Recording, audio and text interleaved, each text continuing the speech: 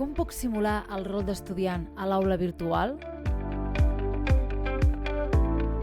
Per veure com visualitza un estudiant la teva aula virtual i poder simular qualificacions, restriccions d'accés, realització de qüestionaris o altres activitats, primer de tot t'has d'afegir el rol d'estudiant. Dirigeix-te a participants, al menú de l'esquerra. Pots cercar el teu usuari utilitzant els filtres.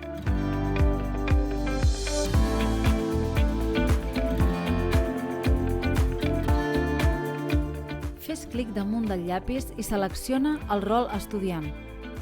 Com pots veure, disposes del rol professor o professora i estudiant.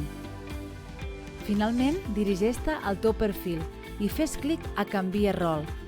Escull Estudiant. Ara ja ho tens.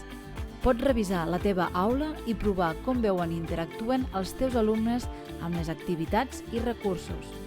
Comprova restriccions d'accés, qüestionaris, qualificacions, entre moltes altres coses.